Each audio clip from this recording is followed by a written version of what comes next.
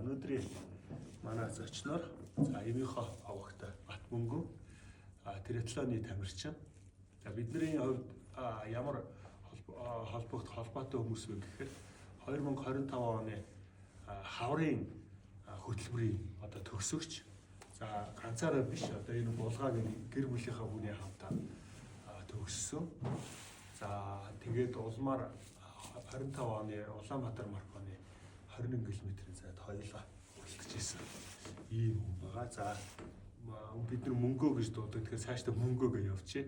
Мөнгөөгөө хувьд болохоор зэрэг триатлоноор хичээлэлдэг. Тэгэхээр та бүхэн триатлон гэж мэдж байгаа бох. Монголд нэг 20-од оноос би нэг өчтөрөөс нэг юм харсан чи 20-од оноос юм уу хичээлтэй хөгжиж байгаа ийм спорт юм байлээ. Тэгээд намрын инкоер гэдэг мэдэнтэй ерөнхийлөгч байсан.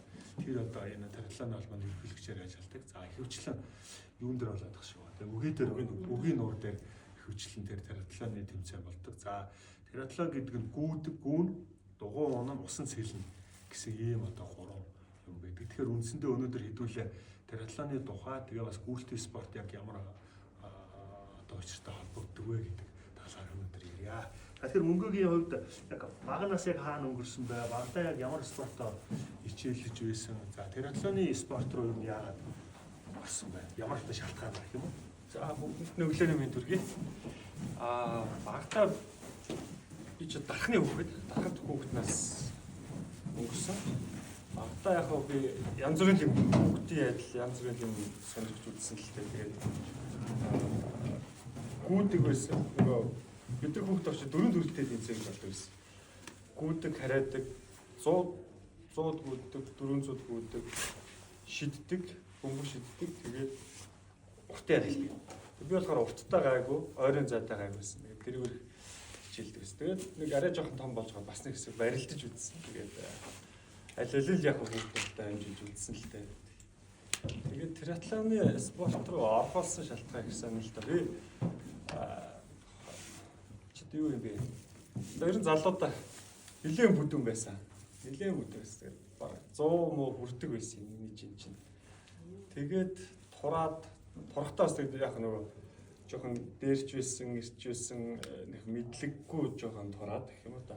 Янз бүрийн уншихгүйсэн хоол юм байна, хөдөлгөөн юм байна гэдгийг л ойлголттой. Тэгэл айгүй чанга хоолны дэглэм. Хоолны дэглэм гэжтэй тэгэл өдөрт нэг жоохон хоол идчихэл тэрүүгээрээ 24 цаг маа болчдаг. Тэгж яагаад турсан. Тэгээд нэлээд сайн турсан яг хаа. Турчаад за ингээд турах гэдэг чинь нэг зорилго юм байл. За зорилгоо биелүүлсэн дараа нь яхав гэдэг тий. Барих. Тийм барих. Тийм юм байсан. Тэгээ яг таны хэлдгээр телевиз үзчихсэн чинь триатлон гэдэг спорт гараад нөгөө намрын хоёр гой чинь тэнд очиж бараг дөрвөлж мөрүүлээ. Тэгэл би за энэ юм чинь ингэж чадж байгаа. Би хараад болдгоо л гэл. Тэгэл 2018 он триатлон байдгийг мэдчих авсан. Тэгэл 19 онд тэмцээнд орж үзчихсэн да. Яг хоо триатлон метр агс хэлэх байсан. Тэгээ сэлж чадахгүй юм чи яхад багш аваад бассейны багш аваад тэгэл сэлсэн тэгэл бараг хагасчил сэлсэн баг. Би нэг чи 19 оны 1 сарын 1-нд бассейнд бүртгүүлээл тэгэл 7 сар тэмцээнд орж ирсэн. Яг хагасчил сэлж сураал тэгээд тэмцээнд орсон. Яг хоо амжилттай байсан. Би тэгээд зүгээр нөгөө замаа дуусгач л тэр амар чухал байгаа юм чинь. Тэгэл гүрээсээр байгаа замаа дуусгасан чи хүрл медаль авсан байсан. 20 оны хаяг үзээ. Тийм. Тэр нь мэдээг байсан. Тэгэл тэнд амжилттай. Одоо тэгэхээр чинь триатлоны суурь чи одоо яг гүйлт юм уу? Яг Монголын нөхцөлд болохоор ер нь бол гүйлт суурьтай байх зүгээр юм бэл. Тэгээд дугуйныхын зай яг дугуйныхын зай айгу богиндод яг нөгөө хүч бэр тактика гаргая гэхээр өнөө зэн айгу богиндод байдаг. Тэгээд манад айгу хичээлдэг улсуудын сэлэлтийн залуучууд айгу хичээлдэг юм лээ триатлоноор. Одоо клубын нэлээд сайн ямарчд байдаг шүү дээ. Тэгэхээр тань дандаа 10 жилийн баг 10 жилийн ахлахангийн хүүхдүүд байдаг. Тэд нар ч бол айгу сайн сэлэлдэг. Тэгээд тэд нар ер нь өнгөлөх шинжтэй байдаг шүү дээ. Одоо Ironman гэдэг чинь нөгөө төмөр хүн гэсэн үг тий. Бараг нөгөө төмрөөр хийсэн юм шиг. Яаж одоо сэлчээ тэгээд дугуй унтчаа. Тэгээ 21 гэдэг чинь одоо бидний одоо зармийнх нь баг одоо юуны гол зорилго байгаа шүү дээ. Тийм. Марафоны. Тэг яг 2-3 удаа тэмцээнд Монголд орж үзснийх юу муу вэ гэдгийг айгүй тодорхойлоод авцсан л та. Тэгээ миний гүйлт бол угаасаа хамгийн 0 гэсэн. Тэгээ тэрний өмнө яг 2-3 удаа тэр хатлаанд ороод үзсэн. Би ингээд за усан дээр яг боломжийн гарч ирчээд дугуун дээр би ингээд бүгдийг барьчихж байгаа байхгүй тэр залуучууд болоочод бүгднтэй дугуун дээр барьчаад гүн гол буцаал баригдчихдаг. Тэгээд за миний юу бол гүйлт бол хамгийн муу юм байна гэх. Тэгээ би энэ элитийн гүйлтийн анхны хөтөлбөрт зорж орж иж хамрагдсан. Тэгээд яг тэрнийхээ хүчээр ер нь бол юугаа тусгасан. Ironman амжилтаа тусгасан. Тэгээд за яг 2 км сэлнэ. Тэгэхээр сэлэлтэн дээр болохоор их хүч гаргаж болохгүй. Нэг хамгийн байж болох 5 тухтаа сэлэл дээрээ сэлдэг юм бол. Тэгээ гарч ирээд 90 км дугуйн нь бас л ялгаа байхгүй. Яг өөрийнхөө нэг боломжийн гэсэн хүчээрээ ингэж явж дуусгаад. Тэгээ хамгийн хэцүү нь бол гүйлтэд юм бэл. Бас ингээд тэр чинь ингээд хэдий хүч гаргахгүй ч гэсэн ингээд амар хол зайд зэлээд амар хол зайд дугуй онцгаарч ингээд би ингээд бүр алсуураа ингээд ядарсан байдаг. Тэнгуутаа тэрийгэ гүйлтэн дээр аваачаад 50 гутал за тэгэл за би яах гэж ирвэл гэж боддог ингээд. Тэгэд гүйлтийн бэлтгэлдээ би чи хамрагдчихад өнгөрсөн жилийнхаа тэгээд Улаанбаатар марафонд орж өөрийгөө сорж за би юу ямар пейстэй гүйл болох юм байна гэдээ өөрийгөө нэг мэдээд авчих шүү дээ тий. Тэгчээд тэр пейсээрээ би нөгөө Ironman-ийнхаа тэмцээнд гүйхийг зорьсон. Тэгээд эхний 7 тэр чи 21 км байгаа шүү дээ. Яг ингээд 7 км-ийн тойрогоор 3 тойрж ирсэн. Эхний 7 км-ийг яг нөгөө гоё хүчтэй чадалтайгаар гүйгээл тэгэл хамаг тэр хүч чадал перформанс унаал тэгэл тарддаг байлээ. Тэгэхээр ер нь айгүй ухаалаг тийм нөгөө power management айгүй сайн хийж явах хэрэгтэй. Тэрийг хадгалахын тулд одоо өөрөөс гарч байгаа тэр хүчийг хадгалахын тулд нөгөө нүүрс ус, гээл, замдаа идэх хоол хүнс ерөөсөө бүр маш сайн тооцож байгаад орох хэрэгтэй. Тийм л спорт юм билээ. Тэгээд Ironman 70.3 гэж ярьдгийг. Тэгээд тэр нь болохоор яг хагас Ironman гэж явдаг. 2 км сэлээд 90 км дугуйнаад хагас марафон гүйж дуусгадаг. Энэний дараагийнх нь бүтэн Ironman гэдэг байгаа. Тэр нь болохоор яг саяны хэлсэн зайнуудыг яг даблдаад ингээд давхар. Тэгэхээр 4 км яг үндсэн зайн 3.8 км сэлээд 100 хэд болох вэ? 180 км дугуйнаад тэгээд бүтэн марафон 42 гүйдэх юм билээ. Тэгээд манайхнаас бас ганц хоёр залуучууд бас хийцэн байгаа. Замаа дуусгасан.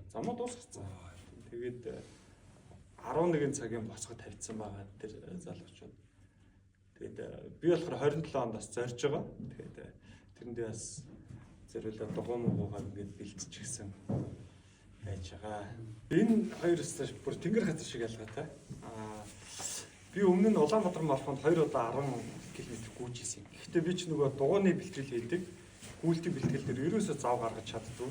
Тэгээд шууд дугуйнаас буугаад шууд гүйцсэн. Ямар ч гүйлтийн бэлтгэл. Бараг би ажил руугаа хүртэл явахдаа алхахдаг ч гэдэг уугаанаа л явчихсан. Тэгээд тийм байж байгаад гүйчдэг. Тэгээд тэрэн дээр би нэг 5-10-тай чөлөөтэй 2 удаа 10 км гүйс. Тэгэл угсаа яг өөх гээд байгаа байхгүй.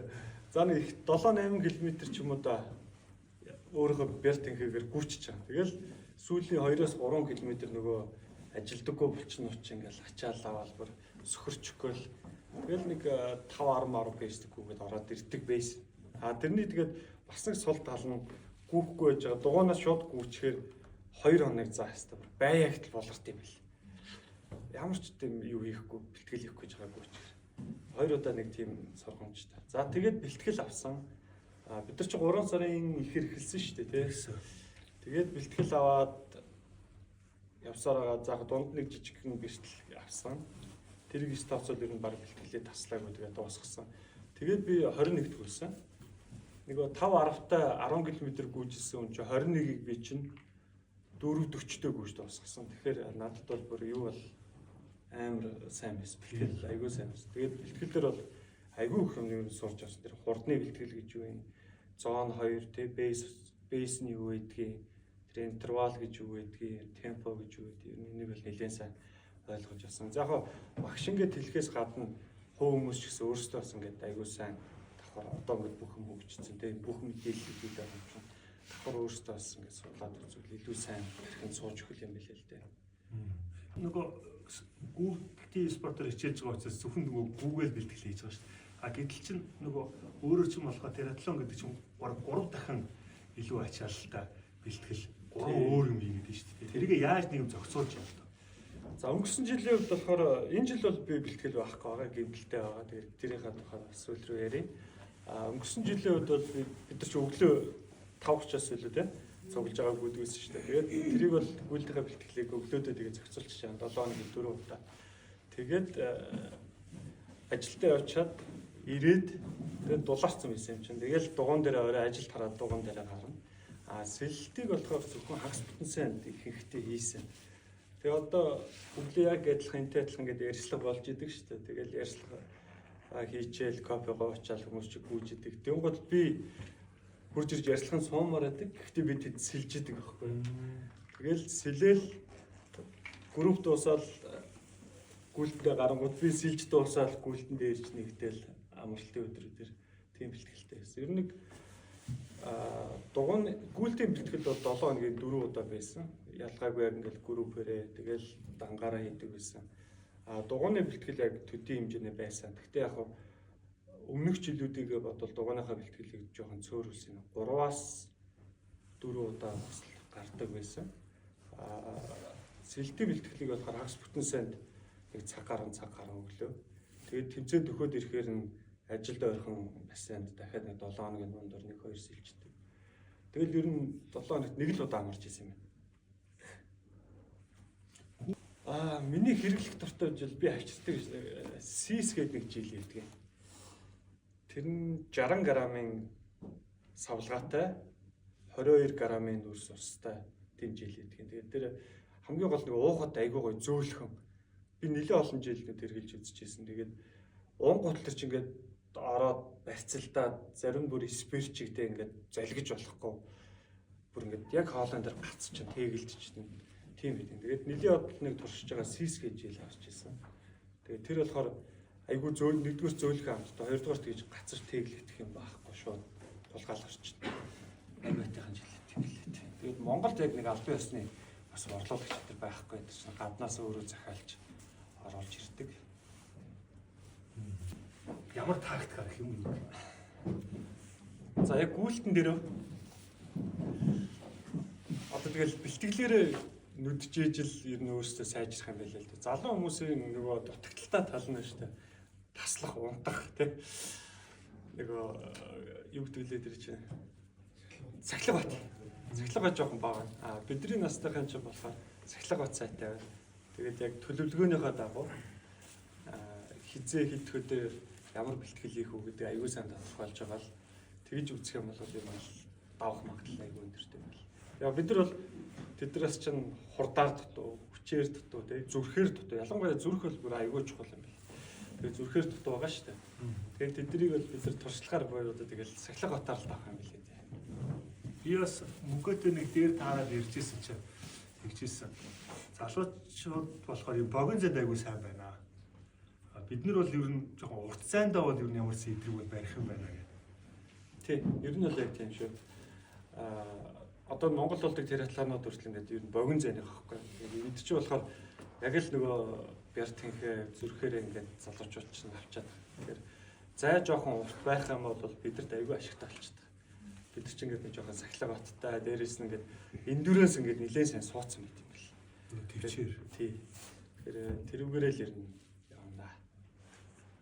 Тэгээд мэдээж хамгийн чухал нь бол миний бодлоор бэлтгэл ерөөсөө бүр номер 1 л байж таарна. Тэгэл нэг өдөр 2 өдрийн бэлтгэл алдах бол тэгээд айгүй том гарц авчиж байгаа.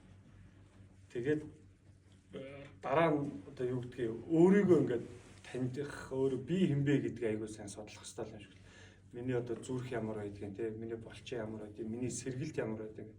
Тэгээ энэ чинь бүх энэ зүйлээ бэлтгэлийнхаа турш ингээд хуримтлуулаад бүр чадвал ингээд гараараа бичээд те ингэдэг юм гэдэг. Тэр тэгж байгаа л бүх юмний нийлбэрл тэгэл тэр тэмцээн дээр очиж л гардаг гэж би боддог. Тэгэхээр өөрийгөө л илүү сайн сонсож сурах хэрэгтэй байна. Тэгээд өөрийгөө сонсгоч одоо нөгөө энэ цаг магч амар хэрэгтэй шүү дээ. Тэгээд чи нөгөө шөнийхөө зүрхийг харж чана те HRV-га харж чана, сэргэлтээ харж чана. Нөгөө max heart rate-аа харж чана. Тэгээд цаган дээр өшөөний хүмүүсийн мэддэггүй нэг зүйл болохоор нөгөө running lactate threshold гэж байдаг. Тэр яг яадаг юм бэ гэхээр би одоо хэр өндөр ачаалттай хэдэн километр гүйж чадах вэ гэдгийг чинь гарман цаг бол гаргаад өгч байна. Жишээ нь минийх болохоор 173 зүрхний цохилттой 4:30 пейстэй би ингээд гүйж чадна гэсэн юм prediction. Одоо миний цуглуулсан надаас цуглуулсан мэдээлэл дээр юм 5 үсгэд гаргачтай юм. Тэгээ яг тэрнийхээ дагуу ингээд Google үзэхэд болж байгаа байхгүй. Тэгэхээр тэрийг та бас нэлийн сайн харчаарай. Running lactate threshold гэдэг юм дээр чи цаган дээр чинь байж байгаа. Тэрнийхээ тул Унд нь дээрэс нь юу яадаг нэг эд чи өөрөө нэг зүрхний бүстэй зүрхний мэдрэгчтэй шүү дээ тий. Нэмэлтээр зүрхний бүс зүүж байгаа бас тэр гардаг шиг санагдаж байна. ингээд зүгддэг. Тэгээ тамир чи зүрцэн байдаг шүү дээ. Тэр чин тэрийг бас тодорхойлохын тулд зүгдэг. Тэгэхээр тэгээд нэг 2 3 удаа бэлтгэл хийгээд үсэх юм бол ер нь тэр running threshold гараад ирдэг гэл. Хоолт бас л нөгөө бэлтгэлийн өмнө дараа бэлтгэлийн номдор гэл ингээ хуваагдаж очих бах тий. Тэгээд өглөө эртний бэлтгэл дээр болохоор би болохоор ер нь өлөн гарчдаг байсан. Усаа уучна. Туршлагатай хүмүүс бол нөгөө өлөн бэлтгэл ихээр ходоод шархалах гэдэг гээд тэгээд нөгөө омега ч юм уу заримдаа шартаас ч юм уу хэргэлдэг гэдгийг бэл би болохоор тэгээд ус уучаараа авчдаг байсан. Тэгээд тэрний мэдээж давуу тал сул тал гэж байгаа. Өглөө өлөн дээр яах юм бол нэгдүгээр хөнгөн байна. Хоёрдугаар сул тал нь давуу тал нь жаах за тэр сул тал нь нэг цаг орчим бэлтгэл хийгээ. Тэгэл хамаг юм онцтой бил. Одоо нөгөө интервал хийж байгаа шүү дээ. Зөөлөг гүйлт чи баг ингээл 20 30 минут болчихсон. Би ялаж ин гэл тэ. Тэгэл үлдэгдэл хугацаанд ингээд интервал хийхээр эхний нэг 2 3 хүчтэй яваал тэгэл ингээл унаад тэгэл шууд ядаралт авах эхэлдэг. Эсвэл үлдэн дээр бас холын гүйлт идэр хийчихээр бас нэг цаг орчим яваал тэгэл яг бензин тусаал ядраал тэгэл тэр ядарснаасаа болол нөгөө гинэл бэртэл болдго юм л. Тэгэхээр өглөө аль болохоор нөгөө удаан шингэцтэй нүүрс усаа хэрглэж яхах зүг юм байлээ. Тэгээд бэлтгэлийн номдор бол юу гэдэг тэр чи үгдүүлээ 5-6 км дотор нэг жээл гэдэг тий. Тэгээд тех болцоогүй байх юм бол нэг хойшлуулж байгаа 7-8 дээр ч юм ер нь жээлээ хэрэглээд явчих хэрэгтэй юм байлээ. Бэлтгэлийн дараа болохоор уург бэлтгэж зөвлөмөр байна. Тэгэхээр айгуу сайн өглөө нүүрс ус, удаан сайн нүүрс ус, бэлтгэлийн дараа болохоор сайн уург. Ажилсан булчинг бол нөгөө уург айгуу сайн нөхөн төлжүүлэн амраан. Тэгээ яг хүмүүс нөгөө шейк, уургийн шейк мэг уудаг шүү дээ. Би бол тэрэн дээр бол татгалцдаг. Тэгээд хэрэглэх хэрэгтэй юм бол хэрэглээд явчихсан зөвлөгч чаддаг. Уург уухгүй бол одоо булчингаа идэх үү? Одоо тий. Одоо нөгөө ачаал авцсан булчин чинь амарч чадахгүй, нөхөн төлж чадахгүй л гэсэн. Уург байхгүй. одоо хамгийн энгийн авч болох ууг юу байх вэ? За одоо шейк мэд биш юм аа. Хоол хүнсэрээ? Тий, хоол хүнсэр. Одоо супер хүнс чинь нөгөө өндөг штэ. Өндөг тэгээд нөгөө сайн чанарын бяцлагнууд байна. Хүрээ бах. Гэхдээ өглөө эртээс үхрээ бах тийм яах вэ? Өдөөс хойш маш тийм оройны бэлтгэл эдэр дээр бол махан хоол аягүй сайн идэж яхан зүг юм бэл. Бас ийм хүнийг өвчлүүлдэг юм халдвартай биш байгаа тийм ээ. Гэр бүл талцдаг. Тэгээд манай гэр бүлийн бас одоо гүйдэг. Тэгээд нөгөө суурин дээр бас дугуун унцдаг. Манай хүүхдүүд болохоор ер нь сэлдэг байсан.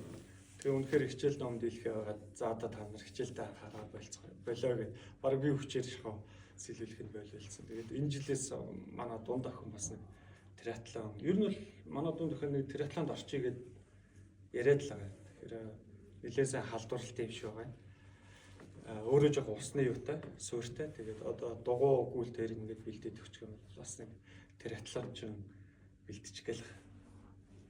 Манай компани яг ингээд олон улсын компани. Тэгээд олон өөр оронд олон өөр соёл донд ажилладаг. Тэгэхээр Монгол ч гэсэн нэрний ялгаагүй нэг хэсэг бас нэг өөр соёл болоод байж байгаа. Тэгэхээр компанид бол ер нь бол аюул сайн дэмждэг.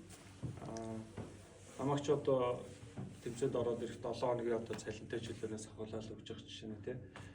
Өшөө зүгээр давхар нэг юу нь болохоор давуу тал нэг юм уу да манайх шин бас нэг зайнаас ажиллах буюу гэрээсээ ажиллахыг ер нь бас дэмждэг тийм байгууллага. Тэгэхээр тэр бол надад өнгөрсөн гүйлтийн бэлтгэлээр өөр айгүй хэрэг болсон. Би ингээд 1-р 2-р ажил дээр очичоод 3-р гэрээсээ ажиллаж байгаа. Гэхдээ яг нөгөө 3 сар 4 сар ч хүүтэн байгаа шүү дээ. Өглөө эрт гарах гэхээр ч бас сэрүүхэн. Тэнгуут яг нэг өдрийн цагаар хамгийн дулаахан үед ингээд гараа гүйчдэг байхгүй. Тэгэхээр тэр бол надад айгүй тийм бас нэг компаниас үзүүлж байгаа яг дэмжлэг болчихж байгаа байхгүй. Чи заавал офс дээр, заавал 9 цаг дээр, заавал 6 цагт хар гэдэг тийм шаардлага бол байхгүй. Үндсэндээ чиний чамд өгөгдсөн тэр даалгавар хийх ёстой ажлыг чи гэрээсээ хийх үү, офс дээрээсээ хийх үү гэдэг сонголттой. Тэгэхээр ер нь албан байгууллагууд ч гэсэн тийм байвал бас их зүгээр юм билээ. Хувийнхаа хөгжилт ч гэсэн тийм айгүй хэрэгтэй гэж би бас хардаг. Чи нэг 64 5 бол болсон. Тийм. Одоо ер нь би нэг сүүл хэмжихэд л нэг 102 3 болсон юм аа. Тэгээд манай ихтэй мэдчих шин би өөрөө нөгөө айгаад жингээс хичээд тэгээд жин дээр гардаггүй болсон сүүл рүүгээ. Тэгэл Чин дээр хахаар л өндөр байгаа гэдэг. Хэвээ 3 ордоор орчих юмсан гэсээр байгаа л орчтой юм байлээ. Тэгээд хамгийн доотлын жиг бол нэг 60 таг бол хүрч ирсэн. Одоо бэлтгэл бол янз бүрийн бэлтгэл хийхгүй байна. Дөнгөж хагалгаанд ороод бас удаагүй болохоор суурин дугуун дээрээс нэг суугаад нэг за 7 10 хоног. Одоо л нэг 69 зэн хэлтэй даална хэлтэй. Хоолороо нэлээд сайн жингээ барьж байна. За гэмтэл бэртлийн талаар бас нэлээд юм ярьж болох баг тийм. За гүйлт ялангуяа гүйлт бол би тэгж хардаг нэлээд тийм. За юу гэх юм бэ? Ямарсан л айгүй тийм өндөр гинт эрсдэл өндөртэй спорт юм байна гэж хардаг. Дугуй болохоор харьцангуй гайгүй. Дугуйнаасаа унчихгүй л бол ер нь бол бэртэл гэмтэл бол ер нь гайгүй тийм. Тэгэхээр дугуйны жоохон чадвартай байхад бол хэр баргийн дугуйнаас унчих байх. Эсвэргээрээ гүйлт болохоор нэлээд ингээд байнга л газар ингээд товшиж байгаа учраас айгүй их дөргил авдаг юм байлээ. Би тэгээд гүйлтээс болоод нэлээд удаа гэмтчихсэн. За хамгийн сүүлийнх гэх юм бол нэг өвдөгний зөөлөн идгээд байгаа. Хоёр энэ булууны ясны хооронд ийм зөөлөвч идэх те. Тэр маань миниск гэж ярьдаг те. Тэр маань урагдчихсан. Тэгээд тэрэндээ хагалгаанд ороод аваа гайгүй болчихсон. Дахиад өнөөх нь бид бэлтгэл хийхгүй байж хатал тэгэл алхаал явж хатал дахиад гэмтчихсэн. Хоёр удаа тэгээд ойрхон гэмтсэн. Өмнө нь бас зүгээр нэг гэмтчихсэн бас нэг сонин юу гэхээр яг хөлний тавхаан дотор бас ингээд шагаа шиг юм байд юм билээ шүү дээ. Сул юм. Тэр нь бас ингээд гэмтчихдэг юм билээ. Бүр ингээд гიშгэж болохгүй айгүй сайн. Тэгээд тэр болохоор ингээд муу бүүзнээс муу бүүзнээс хямдхан нэг 10 20 мянган төгрөгийн бүүзнээс болсон л гэж би өөрөө боддөг. Энэ юуны өвдөгний гэмтлүүд бол бас нөгөө бие халаалт, сунгалт тэгээд одоо өөрийгөө гүйцэж чагнаагүй байж байгаад те би чинь ингээд сэргээгүй байж байгаад араас нь нэмээд хурдны хүчний бэлтгэл хийгээд үндсэндээ би чинь за би болио гэж ингээд тасарч байгаа юм болов уу гэж ойлгосон. Сүүлийн тэр өвдөгний гэмтэл болохоор бас ингээд нөгөө сая өнгөрсөн намаар Монголд нөгөө Зүү Азийн дуатлооны тийм цомын хэмжээ болсон юм аа. Тэрэнд бас нэг урилга хэлээ. Ноо тэгж байх аа гэж орох гээд тэгээд яг нөгөө пейс барьжгүй шүү дээ бид нар чинь тийм. Тэгэхээр пейсээ урагшлуулч игээд нэлээд хүчтэй юм интервалууд хийгээд заахгүй би тэгж яагаад гэмтсэн. Тэгээд би тэрийг юу гэж харж байгаа гэхээр ямар ч сэргэлт байхгүй нөгөө тэмцээнд өгчөөд байдаг. Тэрнээс нь пейсээ сайжруулах гээд байдаг. Тэгээ өөрийгөө ингээд хүчтэй шахаад байдаг. Тэгсээр гал гэмтсэн гэж харж байгаа. Бие айгүй сайн чагнаас сурах хэрэгтэй. Тэр тэмцээн уралдаан бол за яах вэ бид нар байдаг л хамгийн гол нь эрүүл мэнд шүү дээ. Бид нар ч одоо булчинтай болъё, эрүүл болъё, сайн зүрхтэй болъё гэж ингэж л зорж гүйж байгаа улсууд. Тэгэхээр гэмтчих юм бол нөгөө тэр зүйлүүч бүгд байхгүй болчихно. Тэгэхээр бид өөрийнхөө эрүүл мэндийг бодож гүйх хамгийн чухал юм байлээ. Тэгэхээр цаанаас өгсөн багшийн хөтөлбөрүүд нэлээд сайн гэдэг хүн дээр тусгаад өгсөн хөтөлбөрүүд тэгэхээр тэрийг сайн яаж дагаж гүйж байгаараа л гэж байна. Жилийн хаврын одоо хөтөлбөрийн төгсөгч 21 мм-ийн ингээд одоо гэр бүлийн хүний хавьд суралцж төгссөн. За тэгээ Улаанбаатар марафоны 21-т гэр бүлэрээ гүйжсэн. Триатлоноор хичээлдэг. Тэгээ триатлон гэж та бүхэн мэдж байгаа. Дугуй, гүйлт, тэгээд усан сэлэлт гэсэн ийм гурван одоо төрлөөр хичээлдэг. За дугуйгаар 5 жил, гүйлтээр 2 жил, усан сэлэлтээр бас 2 жил хичээлсэн. Дугуй спортын мастер. За сонирхогчийн триатлоны улсын аваргын мөнгө хүрэл медальтай, заалны триатлоны хүрэл медальтай ийм. За асуулт боломж гарвал бас уг нь яг ингээд өвөл нөгөө гадаа гүйж болохгүй сезонууд байгаа шүү дээ. Тэн дээр бол ер нь хүчний бэлтгэл хийж үлэх зүгээр юм билээ. Тэгээ миний зөвлөгөө бол тэр CrossFit тал руугаа байх юм бол Hyrox CrossFit тэр тал руугаа байвал илүү зүгээр юм билээ шүү. Зөвхөн одоо булчин ажил бид нар ч бодибилдерүүд биш те. Тэр том булчин бол яг бидэрт хэрэггүй. Бидэрт яг functional ажилдаг булчингууд хэрэгтэй. Тэгэхээр CrossFit-ийн нэг давуу тал нь яг тийм булчин хүний биед суулгаж өгдөг.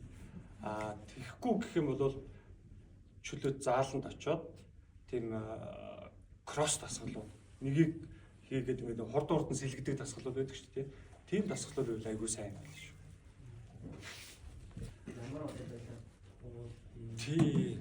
Тиймэрхүү тохиолдлууд ер нь яг өнгөрсөн үед бол байсан. Гэхдээ чи зорилгоо тодорхойлчих юм бол ер нь бол тийм сэтгэл байхгүй болчт юм бэл. Тэгээ одоо би 21-т гүнгээд зорилгоо тодорхойлоод бэлтгэл хийгээд байх юм бол чамд бол ямар ч тийм сэтгэл санааны асуудал гарахгүй гэсэн. Би болохоор Ironman зорьцсон одоо байсан учраас тэр 7 хоногийн тэр амар олон бэлтгэл бол надад бол нэг тесттэй бол байгаагүй. Зүгээр яг цагийн менежментэн дээр жоох асуудал гарах гад байдаг. Тэрийг нэг жоохон зөв зохицуулчих юм бол окей.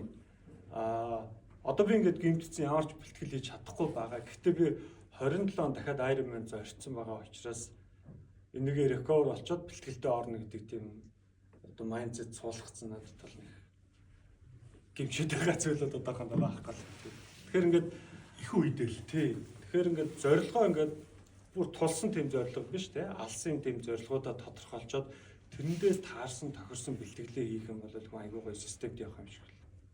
Тэгээд дугуй бол мэдээж хамгийн үнэтэй орон те. Одоо нэг дугуй авахд чинь л тэгэл 5 10 20 гээл ер нь бол баг дээш л мэдгүй шүү те.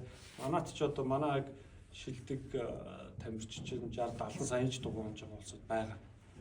Тийм. Тэгэхээр мэдээж өөртөө нөгөө фанд үүсгээд офшордоос үүсгээд одоо ихтрийн хажуудад ярьчихсан. Офшордоос үүсгээд тэгэл нөгөө цалин орлогоосоо ингээд тодорхой хэмжээгээр дэше баг хоригдол хийгээд хахад жилийн дараа ч гэдэг юм уу ядчил тал хувийн ч гэсэн гаргачих юм юу боломж болцоонод байдаг. Монголд болохоор ингээд дугаан дэлгүүрүүд одоо нэлээд сайн нэгдэж байна. Олон ч болж байна. Чанартайч дугаанууд оруулж ирж байна. Би энэ дугуйгаа болохоор өөрийн бас таньдаг дэлгүүрийн хүнээс авсан. Гэхдээ бас энэ чинь бас 7-8 сар ингээд яаж яагаад авч байгаа байхгүй юу? Мөнгөө цуглуулад өөрчлөлтийг нь өгчөөл тэгээд ингээд араас нь цууруулж өгдөг ч юм уу те. Дугуй нэрээгүй байхад ингээд араас нь олсноо ингээд өгдөг ч юм уу. Тэгээд нэг дор надад тэгж их яах бол мөнгө алга. Зүгээр ингээд баг багаар цуглуулад хөрөнгөлүүлээд явж хат бол боломжтой байдаг. Тэгээд суурин дугуй смарт суур гэдэг гарчихсан. Тэгээд тэрийг яадаг вэ гэхээр яг юм гадаа ундаг дугуйг хойд дугуйг зөвхөн тайлж аваад тэр смарт суурин дээрээ тавьчихна. Одоо нэг зураг алга одоо амаараа тайлбарч хэлээ. Тэгээд тэрийг юм аппликейшнээр холбоод өөрөө профайл үүсгээд тэгээд нэг тийм виртуал аватар үүсгэж чаа өөртөө. Тэгээд тэрүүгээрээ бид нар одоо тэр смарт суур маань өгсүүрийг мэдэрнэ, урууг мэдэрнэ, хүний салхинд сууж явж байгааг мэдэрдэг байхгүй юу. Тэгэхээр айгүй тийм хөгжил байгаа одоо сүүлийн тийм суурьуудыг гэртээ ингээд тавиад унчна. Ямар нэгэн тийм чанга дуу чимээ гарахгүй урдаа дэлгэцээ тавиал. Тэгээ хүсэх юм бол би нэг өрөөнөөс, эхнэр нөгөө өрөөнөөс хоёулаа дундаа онлайнаар цуг явчихна. Уралдсан ч болно. Тэгээд Монголд энэс нөгөө өвөл их хүүтэн болдог шүү дээ. Тэгэхээр чинь гадаа унах ямар ч боломж байхгүй. Энэ бол дугуйг нэг хасах юм руу ороод ирэхэд бол гадаа унахын айгуу димээ гэдэг. Тэр үед манай дугуйчид яадаг вэ гэхээр бүгд тийм суурьтай гэр гэрээсээ тэгэл за ажил дараад орой 6 цагт 7 цагт гээд цаг тавлж байгаа л тэрүүгээрээ уралт чинь эсвэл зүгээр юм social ride хийждэг. Тэгээ одоо тэр зам дээр урлаа шүү дээ. Дэлхийн аваргын зам дээр урлаа. ачаал энэ төр нь яг л одоо гадаад угуун жагтай Яг л адилхан ерөөсөө тийм бараг илүү ачаалаа. Надад нэг татаж өгсөн чинь Австралийн зам татаж өгч илээ. Тэр нь амар олон юм сонголттой. Тэгээд тэр цаашаа бас амар их олон баг шүү байна. Тий. Тэгээд тэр чинь зүгээр юм хийсвэр зам биш. Яг Австралийн тэр замыг тэр хэмждэг юмар нь хэмжээд тэгээд яг юу өсөөрөө яг уруу тий. Тэр их сонирхолтой юм байлээ. Тэр чинь Ричмонд би одоо оны нь бол санахгүй. Америкийн Ричмонд юу болсон юм бэлээ. Дэлхийн 21 жилүүд оны. Тэрийг ингээд яг хуулбарлаад юм дижитал болгоцсон. Одоо онлайнаар ороод явхад яг л тэнд явж байгаа замын профайл өсөр уруу бүгдийг нэг мэдрэл боллоо. Би бас угаас ингээд жоох нойр багтаа тэгэл газ нэг хэдэн цаг унтаж авахгүй бол ер нь айгүй хэцүү. Тэгээд аль болохоор 6-7 цагийн нойр бүгэн байвал их сайн тий. Тэгээд би болох ингээд жоох нойр багтаа болохоор 6 цаг жоохон гартал унтдаг. Тэгэхээр унталт бол ерөөсөө за амралт бол ерөөсөө яг адилхан бэлтгэлгээл ойлгож байгаа. Хүн амралтаараа нэгдүгээр цэрэгж байна, хоёрдугаар нөгөө ачаал авсан болчингойч бүгд нөхөн төлжиж яддаг юм л. Тэгэхээр унталтынхаа хуваарийг хэдүүл бас аягүй сайн зохицуулах хэрэгтэй. Тэгэл нөгөө 10 цаг гал унтах энэ ч бол ерөөсөө хамгийн их алтан дүр. Унтахад тусалдаг юмнууд байдаг те. Тэрийг бас хэрэглэхэд их зүгээр юм лээ. Миний хувьд бол магний уудаг. Яг унтахынхаа өмнө намдаа магний гэдэг хүлгээд хэвччихдэг. Тэгэхээр унтахад бол над нэлээд нэмэртэй байдаг. Гэтэ 2000 авах уу? Юг 400 та билүү? 400 таш. 400 та 2 авах. Шууд л болчих тий. Шууд л 2 авах. Тэгвэл их зүгээр. Тэгээд хэрэв унтаж чадахгүй энэ төр байгаад их юм бол бас бэлтгэлийн ачаалал бас нэг жоохон бууруулад үзэх энэ төр гээд янз бүрийн аргачлалууд байгаа тий. Хит их ачаал авчгаар бас яаж чаддгүй, унтаж чадахгүй тий. Орой бэлтгэл бол орой нэг за бүр байдаг хэд нэг 9-өөс өмнө за чадвал 8-аас өмнө дууссан байх хэвээр. Тэгжээж тодорхой хэмжээний хугацаанд зүрх чинь ингээд тайвшраад унтах бэлтгэлээ бас хангах жах хэвээр. Тэрнээс ч нэг за 9 өнгөртөл 10 өнгөртөл бэлтгэл хийчээд тэгээд унтих юм бол за хэвээр тийм байхгүй тий. Зүрх бол амар. Нэг бас нөгөө унталтын зүрх нөгөө рестийн харт рейт гэдэг. Тэгтээ амралтын зүрхийг бас нэг мэддэг хүрээндээ бас ярьчих тий. Гармын цаг за гармч гэдэг нь ер нь ихэнх ухаалаг цагнууд бол тэрийг хэмжиждэг. Тэгэхээр та хэд маань бас амралтынхаа тэр зүрхийг аягүй сайн харж байгаараа бидний ингээд дасгал хийгээд байгаа хүмүүсийн амралтын зүрх ер нь бол бага байх хэвээр. Энэ бага байлгахыг бас бид нар өөрсдөө хичээх хэвээр. Өдөр нь бид нар ингээд хангалттай хэмжээний макстад идэг шүү дээ тий. Зүрхээ. Одоо миний дээд зүрх макс бол 180 гэдэг юм а тий. Тэгээд миний амралтын зүрх одоо 60 байх юм бол энэ ч одоо өөрийгөө алж яана л гэсэн. Ерөөс амраач чадахгүй байна л гэсэн. Тэгэхээр аль болохоор амралтын зүрхийг бага байлгахыг хичээгээрэй. Тэрийг ингээд одоо ингээд 7 хоногийн график ч бүгд гарман дээр ч гарцсан байна. Хидтэй бай. Хид байх ёстой юм. Тэгээд тэр чирвэ ингээд бууж өгөхгүй байвал одоо хэрэгэлдэг нөгөө кафен мафен шүү дээ. Тэр мэрийгээ бууруулаад тэгээд орой хит их орой ачаал авч бэлтгэл хийгээд идэх бол тэр мэрийгээ бас багасгах хэрэгтэй байл. Яг гүйлтэн дээр бол би бол туршлага жоохон багтаа учраас тэр алгасхан зөв амархан зөв гэдэг бол хэлж мэдэхгүй. Зүгээр үнэхээр биеэ сонсоод recover болж чадаагүй бол заавал хүчлэх хэрэг байна тий. Тэгэл тэгж л бодчих. Recover бол амралт бэлтгэл хоёр л ерөөсөө яг л тийм 50-50% баланслах хэрэгтэй. Чи амрахгүй бол гэмтэн. Тэмэл ерөөсөө дөрөн байх юм бэл. Тэгэхээр ингээд үнэхээр хүнд өргөөд, үнэхээр ядраад, үнэхээр шүний чин зүрх амарч чадаагүй заагаад ах юм бол ер нь л амарцсан дээр л байл. Сая гэх юм байлээ. Тэгээд яг тэмцээний уртлын өдөр бол угаас яач шалтсан баг л амт тийм бэ нэлээ. Тэгэж угаасаа чи ингээл мангар эрт босоол те юм өмнөдөө бэлдээл чеклээл ингээл тэгэл нөгөө нүүрс усаа ингээл аав нь хоолоо мэднэгээл тэгээд эхлэхэр чинь тэгэхээр аль болохоор чи эртл хөвтгий хичээ. Одоо өглөө хэдэн цагт үүдээ те өглөө 7 8 за гадаадын нэмзэнүүд бол 4 5 маа гэл эхэлж байгаа. Тэгэхээр чи аль болохоор л тооцоолж байгаа л 8 цаг 9 цаг хэдл бол хэд эртл хөвтгөх хэрэгтэй байл тий. Тэгэл нөгөө магнагаас аавгаал ер нь сандрал догтлол өрсөөгөөсөө хүм болгоно л гэдэг чинь. Тэрийг одоо яг менеж хийж чаддаг бол айгаа хоорох. Олон ингээд тэмцээнд орсон хүмүүс бол жоохон дөжирцэн байдаг. Бид нар шиг тийм цөөхөн тэмцээний туршлагатай улсууд бол тэр сандралыг бол гаргаж чадахгүй бах тий. Тэр аль болохоор эртэл хичээ, унтахыг хичээ. Би ингээд уснаас бол айдаггүй. Хүүхэд байх нэг гол сэлээс сурсан. Гэхдээ голын сэлэлт, бассейны сэлэлт, нуурын сэлэлт чи бүгд өөр юм хэлээ л дээ.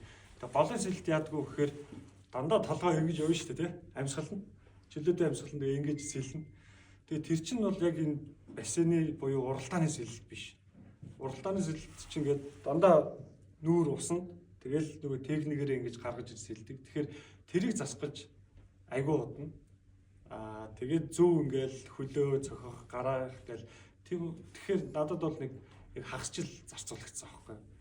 Тэр насанд бол би бол нэг юу байгаа гэж бодохгүй. Ямар багшаасан?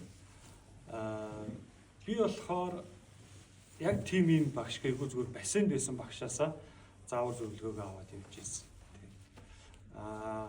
Холын тэр дугууны юм дээр болохоор хуваасан юм болохгүй. Ерөөсө тогтмол павер гэж байгаа тий. Дугуйчин болохоор уруу газар хурдалчдаг, өксөр газар удааширчдаг, тал дээр ингээд тогтмол павер гарч байгаа. Тэгэхээр тогтмол павера хэмжиж барьж явах хэрэгтэй юм байна л. Яг тийм холын зан чи өксөр гарангууд л хамаг хүчээ шавхаад орой дээр нь гарах биш. Удаан ч гэсэн хамаагүй нөгөө нэг зорьсон барина гэсэн павера барайл, хүчээ барайл тэгж гарах хэрэгтэй. Уруу ингээд сайхан амраад уруудаад байх биш. Яг л бас нөгөө гаргана гэсэн павера гарга бариад явах нь аюул чухал юм. Тэгэхээр зам чи ингээд 90 км чи одоо 180 ваттыг тогтмол барьж чадна гэд бэлтгэл дээр үзсэн байгаа шүү дээ. Тэгэхээр яг тэрнээсээ гажихгүйгээр л тэрийг барь. Тийм Ironman дээр болохоор төлөвлөсөн байгаа шүү дээ. Бүх юм ингээд тархин дотор төлөвлөгөөд байгаа шүү дээ. Би тэгж сэлэн, тэгж гүн, тэгж дугаан. Тэрнээс 1 2 нь зөрөхөд л дараагийн ингээд хохирлоод гарч ирж байгаа байхгүй. Би одоо жишээ нь километр гарангаа ингээд аягүй сайхан нэг жигд сэлээд амар хүчтэй байгаад байгаа байхгүй. За одоо жоохон хурд хийчигээд төгсгөлдөн шүү дээ. 300 400 м дутуу. Тэгэл нэлээд хурд хийгээл яг тэр юун дээр миний Strava дээр хүртэл харагдчихэл. Нэлээд хурд хийгээл гарч ирээл нэг гიშгсэн чинь шүрмс татчих байгаа байхгүй. Тэнгууд нөгөө төлөвлөж одоо дүрм ингээ баталсан байгаа тэрнээсээ гажихал юм бол тэр нэг дараагийн хохирол ингээ цааталтан заавал гэж. Тэнгууд өмнө нэг Ironman-д орж исэн залуу тэгж дугуун дээр ингээд хамаг айгүй хөнгөн байсан гэнэ. Тэгэл амар хүчтэйс та. Гаруудыг ингээл гүйцэл дугаагаа дуусгацсан. Тэгсэн чинь гүйл сүүлийн 5 км алхсан гэж байгаа. Гүйч одоо. Тэгэхээр хүчийг ингээд айгүй сайн хуваарлах хэрэгтэй. Тэрийг бэлтгэл дээрээ одоо ямар хүчээр сэлхий, ямар хүчээр дугуй унах юм, ямар хурдаар пейсээр гүүхийн тэрийг бүх юм бэлтгэл дээр туршаад үзсэн байх хэрэгтэй. Тэгвэл яг сэлэлтийн юу болохоор хөлний цохилт болохоор яг гүйлтээс жоохон өөр юм л арай дээрээс эхэлт юм байл. Одоо ташааны энэ хавьяас тий одоо гүүхт ингээд өвдөг нугараал ингээд явдаг шүү дээ. Тэгэх юм бол сэлэлтэн дээр болохоор өвдөг нугарахгүйгээр яг энэ ташааны энэ хавьяас айгуу сайн хөдөлгөөн гард юм л. Гэхдээ ташаа маань ингээд хевлит рүүгээ эвлүү ойрхонтой ингээд хевлич ингээд оочлоод яг энэ хавьяас эхэлж байгаа ч. Тэгэхээр хевли бас айгуу сайтай байвал зүгээр юм л. Гүүхт ч гэсэн хевли сайтай байх юм бол бас айгуу сайн байдаг шүү дээ. Тэгэл Garmin-ы нөгөө recovery time айгуу удаан зааж байгаа зү бүр ингээд тэмцээд орсны дараа 3-4 хоног recover хийгээд бүр ингээд улаасчаал өнөөх нь тэгээд идэлнүүдэд юм хийж болохгүй шүү. Тий. Тэгэхээр ураараа гэдэг. Яг тэрийг дагах юм бол ингээд жоох учир татгалттай надад санагдаад байна. Тэгэхээр тэмцээний маргааш бол маш сайн ингээд амрах хэвээр хөдөлгөөн хийхгүйгээр тэгээд нөгөөдрөөс нь яг нөгөө зоон 2-ороо сэргэлтээ авт юм билээ хүн ер нь. Тэгээд зоон 2-оо хийгээд дараа нь гарангууд нөгөө нэг гарны чинь нөгөө recovery time нь айгүй сайн багассан байгаа байхгүй. Тэгээд зон 2-ийнхаа дараа нэг 30 минут өдрийн ундлага хийгээд авангуутал дахиад ингээ багассан энэ төр үгүй. Тэгэхээр зон 2 бол бас нөгөө бейс хийхээс гадна сэргэлтэнд айгүй чухал юм байна. Тэр гарманы тэр цаг бол бас хамаагүй өөртөө яах хайцуулах хэрэгтэй юм байна тий. 80 хүчиж байгаа шүү дээ. 80 цаг. Тий. Recovery. Тий. Тэгэхээр энэ сэтгэл зүйд хүртэл ингээд жоох амах хэрэгтэй юм шиг. Ингээд би асаалаа хийх хэрэгтэй шүү дээ. Тий, яг тэгдэг юм байна. Ингээд хайцуулж байгаа бие сонсож байгаа л хийх юм байна тий. Тэгээ би бол ямар нэгэн тийм уралдааны дараа маргааш нь бол заавал амарч байгаа. Тэгээд нөгөөдөр нь айгүй хөнгөн 30 минутын ч юм уу те зон 2-уудыг хийчихдэг байхгүй. Тэнгууд л тэр recovery time ч сүг аль тал нь алах болоо л тэгж амарт юм бэл. За дугуй бол булчин айгүй сайн хөгжүүлнэ. Үеинд ачаал ирэхгүйгээр яг энэ цэвэр булчингийн байхгүй. А дээрээс нь зүрх судсыг маш сайн болгоно. Дугуйны хувьд. А гүйл сэлтийн хувьд болохоор нөгөө агааргүй төвшөнд буюу анаэробик төвшөнд хүнийг айгүй сайн бэлдэж өгдөг юм бэл. Одоо нэг бидний зоонууд байгаа шүү дээ. Зон 1 2 3 гэдэг. Тэрийг нөгөө дахиад нэг харах юм бол юу гэдэг вүлээ? Темпо, threshold, anaerobic, aerobic ингээд бас нэг хэдэн зоон хуваацсан гэдэг чинь тэрний anaerobic төвшнийг ус бол аягүй сайн хангаж өгдөг юм бэл. Таны асуултанд бол яг тэр нь энэ гэдгийг хэлж чадахгүй. Тэгээ би өөрөө нөгөө дугуй нэлээд сайн ундаг учраас дугуй унчих юм бол булчингаа хөгжүүлчих юм бол гүйлтэнд илүү сайн нөлөөлөх болов гэж би бол бодож байна. Тэ гэж байгаа л дугуун дээр гараад сунгууд нөгөө өвдөжсэн булчингоо ч өвдөхгүй юм л. Аюулгүй сайн. Тэгэхээр гүйлтийн булчин дугуйн булчин аюулгүй ингээд өөр тусдаа ажилдаг. Аль нэгийг амрааждаг. Тэгээд яг зон 2-оо хийгээл сэргэлтээ хийгээд ирэнгууд л нөгөө амар булгарсан байсан булчин гоч нь ингээд өвдөх нь багасаад ирдэг. Өглөө эрт бас маш хэцүү үйдэг тий. Тэр үед ер нь сэтгэл зүгээ яаж бэлдэх ёстой вэ гэдэг тэр номон дээр байдаг. Тэгээ тэр бас тэрийг бол би жишээлбэл нөгөө айгүй их зүг юм байна да. Ер нь хэрэгжүүлэх зүгээр юм байна гэж боддог. Хүнийг айгүй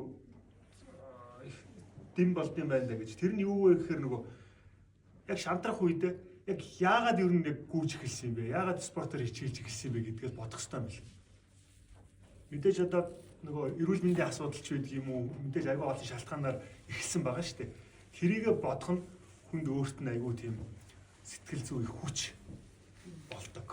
За мэдээж нөгөө мөнгөө сая хэлж чинь ихэнх үедээ нэг тиймэрхүү юм байсан. Зорилгоо том тавьчихлаар тэр шантрах барих юм, жижиг сажиг юм бол ингээд байхгүй болчихдгаа гэж. Тэгэхээр зорилгоо арай өөрөөр тодорхойлоод хэдүүлээ сурч хэрэгтэй юм бэл. Тэгэх юм бол бусад тэр торох бол өстой нэрөө бонусанд нь орж ирж байгаа л нэг юм бэл. За ингээ өнөөдрийн бямбэ ярилцлага дурлаа. Бат өнгө